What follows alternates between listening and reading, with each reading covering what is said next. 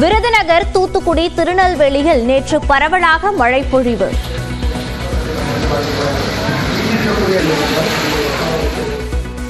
தமிழ்நாட்டில் இன்று மிதமான மழைக்கு வாய்ப்பு என வானிலை ஆய்வு மையம் கணிப்பு.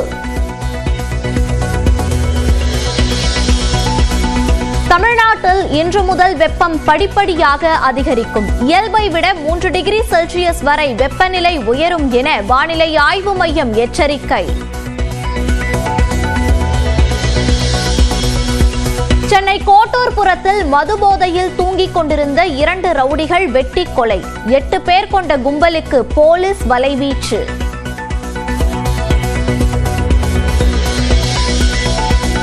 மொழிக் கொள்கையில் உறுதியை வெளிப்படுத்தவே நிதிநிலை அறிக்கையில் குறியீடு. முதலமைச்சர் மு.க. ஸ்டாலின் விளக்கம். மொத்தத்தில் இந்திய அளவில் நம்ம பட்ஜெட்டும் இட்டு தமிழும் இட்டு போட்டதால் பட்ஜெட் ஹிட் ஆகிவிட்டதாக சினிமா வசனம் பேசுகிறார் முதலமைச்சர் மு.க. ஸ்டாலின். எதிர்க்கட்சித் தலைவர் எடப்பாடி பழனிசாமி விமர்சனம். சபாநாயகருக்கு எதிராக நம்பிக்கையில்லா தீர்மானம் கொண்டு வந்த அதிமுக. சட்டப்பேரவையில் இன்று வாக்கெடுப்பு.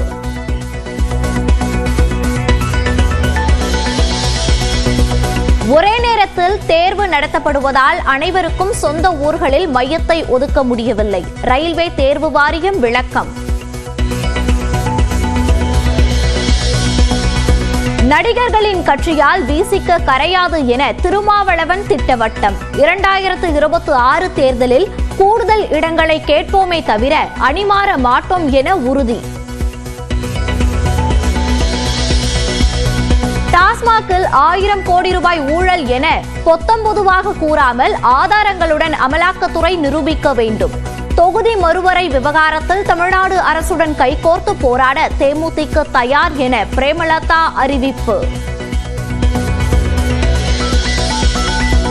கணவரை பிரிந்து வாழ்கிறேனே தவிர விவாகரத்து பெறவில்லை. ஏ.ஆர். ரஹ்மானின் மனைவி சஹிரா பானு விளக்கம்.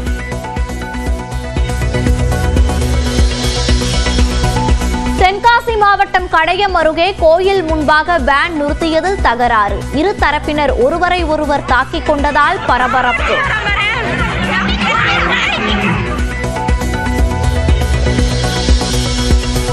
மதுரை அலங்காநல்லூர் ஜல்லிக்கட்டு போட்டியில் மாடு முட்டி இளைஞர் உயிரிழப்பு. வெளிநாட்டிலிருந்து விடுமுறையில் சொந்த ஊருக்கு வந்தவருக்கு நேர்ந்த சோகம்.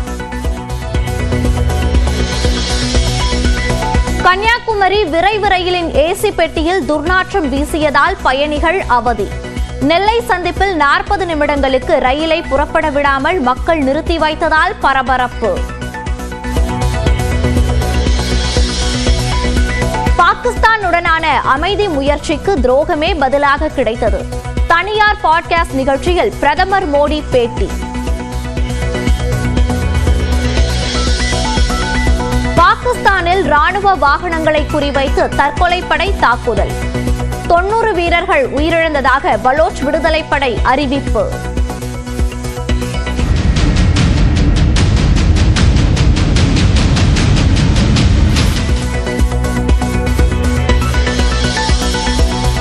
சர்வதேச விண்வெளி நிலையத்திலிருந்து நாளை மறுதினம் பூமிக்கு திரும்பும் சுனிதா வில்லியம்ஸ். விண்கலத்தை வெற்றிகரமாக தரையிறக்க விஞ்ஞானிகள் தீவிரம்.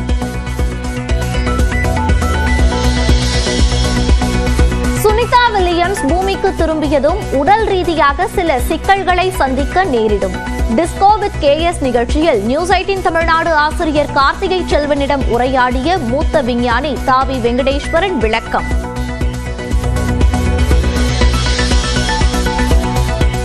முதல் சர்வதேச மாஸ்டர்ஸ் லீக் தொடரில் சாம்பியன் பட்டம் வென்ற சச்சின் தலைமையிலான இந்திய அணி 6 விக்கெட் வித்தியாசத்தில் லாராவின் மேற்கிந்திய தீவுகள் அணியை வீழ்த்தி அசத்தல்.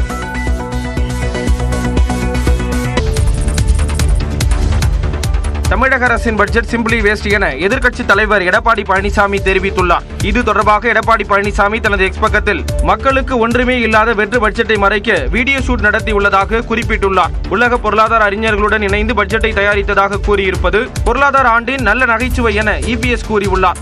ரூ போட்டதால் பட்ஜெட் ஹிட் ஆகிவிட்டது என்று சினிமா வசனம் பேசுவதாக எடப்பாடி பழனிசாமி குறிப்பிட்டுள்ளார். நடப்பு பட்ஜெட் தான் தமிழ்நாட்டு அரசியல் வரலாற்றில் திமுகவின் இறுதி பட்ஜெட் என்பது மக்களின் கருத்து என தெரிவித்துள்ளார். 72 ஆண்டுகால தமிழ்நாட்டு ஆட்சிகளின் மொத்த கடனையும் 4 ஆண்டுகளில் வாங்கி கடன் வாங்குவதில் ரெக்கார்ட் பிரேக் மற்றும் பிளாக்பஸ்டர் சாதனை செய்த ஒரே முதலமைச்சர் என எடப்பாடி பழனிசாமி குறிப்பிட்டுள்ளார்.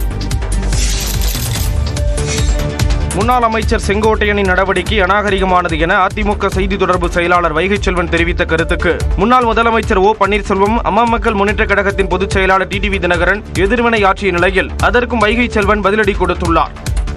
ஆனால் இந்த வேறுபாடுகளாலும் மன வருத்தங்களாலும் போனவர்கள் எப்படிப்பட்ட நிலைக்கு போனார்கள், காணாமல் போய்விட்டார். ஆக பிரச்சனை சொந்த அண்ணன் தம்பிக்குழுக்குள் பிரச்சனை என்று சொன்னால் பேசி தீர்க்க வேண்டும். உங்களுக்கு என்ன பிரச்சனையோ பொதுச் செயலாளரை சந்திக்க வேண்டும். அதை விடுத்து பொது வெளியில் இப்படி நடந்து கொள்வது அநாகரிகமான செயல். இந்த சம்பவம் குறித்து சம்பந்தப்பட்டவர்கள் தான் இந்த கேள்வி கேட்க வேண்டும். செங்கோட்டையன் அவர்கள் கழகத்தினுடைய மூத்த தலைமை கழகத்தினுடைய நிர்வாகியாக செயல்பட்டிருக்கிறார். புரட்சி தலைவர் காலத்திலிருந்து அம்மாவர்கள் காலம் வரை அவர் கழகத்திற்கு பணியாற்றியிருக்கார் என்பதை தெரிவித்துள்ளார். சிறப்பான முறையில் செங்கோட்டையனை தூண்டி விடுறதுக்காக பேசல. செங்கோட்டையுடைய நடவடிக்கை நம்ம உங்களுக்கு தெரியும், நியாயமா இருந்தா நியாயமா இருக்குன்னு சொல்லுவோம். செங்கோட்டையன் எதற்காக வருத்தப்பட்டாரோ அது எல்லோருடைய வருத்தம். அது அம்மாவின் தொண்டர்கள், புரட்சி தலைவருடைய தொண்டர்களுடைய வருத்தம். மூத்த நிர்வாகியான செங்கோட்டையன் அதுல குரல் கொடுத்திருக்காரு. இன்னொன்னு சொல்றேன், அங்க உள்ளவர்களின் 90% பேருடைய மன ஓட்டத்தை அவர் வெளிப்படுத்தியிருக்காரு தான் நான் சொல்றேன். கோபத்தில் ஏதோதோ உளறி கொண்டிருக்கிறார். அமமுக கட்சி ஒரு கரிக்கோள், தின்னு கொழுகொழுன்று வளர்மை தவிர குஞ்சு பொறிக்காது என்று ஏற்கனவே பல மேடைகளில் நான் பேசியிருக்கிறேன். அந்த கருத்தை தான் மீண்டும் அவருக்கு நான் வைக்கிறேன். அரசியலில் தோற்று போனவருக்கெல்லாம் பதில் சொல்ல தேவையில்லை. 2026 தேர்தலில் திமுகவிடம் கூடுதலான தொகுதிகளை கேட்போமே தவிர அணி மாற மாட்டோம் என்று விசிக தலைவர் திருமாவளவன் தெரிவித்துள்ளார். யார் யார் புதிய புதிய கட்சிகளை தொடங்கினாலும் அவர்களுக்கு என்ன செல்வாக்கு இருந்தாலும் விடுதலை சிறுத்தைகளை அவர்களால் சேதப்படுத்த முடியாது. நடிகர்கள் கட்சி தொடங்குவதால் விடுதலை சிறுத்தைகள் கட்சி கரைந்து விடாது என்று அந்த கட்சியின் தலைவர் திருமாவளவன் தெரிவித்துள்ளார். விடுதலை சிறுத்தைகள் கட்சி தேர்தல் ஆணையத்தின் அங்கீகாரத்தை பெற்றதை கொண்டாடக்கூடிய வகையில் விழுப்புரத்தில் விடுதலை சிறுத்தைகள் கட்சி சார்பில் நடைபெற்ற பொதுக்கூட்டத்தில் திமுக கூட்டணி கட்சித் தலைவர்கள் பங்கேற்றனர். இதில் உரையாற்றிய திருமாவளவன், விஜயகாந்த் கட்சி தொடங்கும் போது விசிக கரையும் என்று பலர் கூறியது பொய்யாகிவிட்டதாக கூறினார். சினிமா கவர்ச்சியின் மூலமாக இந்த இளைஞர்களை எவராலும் திசை மாற்றிவிட முடியாது, மடைமாற்றிவிட முடியாது. நடிகர் ஒருவர் கட்சி தொடங்கிவிட்டார், இந்த இளைஞர்கள் எல்லாம் அந்த பக்கம் ஆட்டு மந்தைகளை போல் திரும்புவார்கள். ஒரு நடிகரின் பின்னால் இளைஞர்கள் அப்படி திரும்புவார்கள் என்றால் அந்த இளைஞர்கள் திருமாவளவனுக்கு தேவையில்லை. மேலும் 2026 தேர்தலில் திமுக கூட்டணியில் கூடுதலான தொகுதிகளை கேட்போம் என்றும் அதற்காக அணி மாற மாட்டோம் என்றும் திருமாவளவன் குறிப்பிட்டார். சென்னையிலிருந்து பெங்களூருக்கு 15 நிமிடங்களில் சாத்தியமாக போகும் பயணம். 1000 கிலோமீட்டர் வேகத்தில் சீரிப்பாய தயாராகும் ஹைப்பர்லூப் தொழில்நுட்பத்தின் முதல் கட்ட சோதனையை பார்த்து வியந்து பாராட்டிய மத்திய அமைச்சர். பார்க்கலாம் இந்த தொகுப்பில்.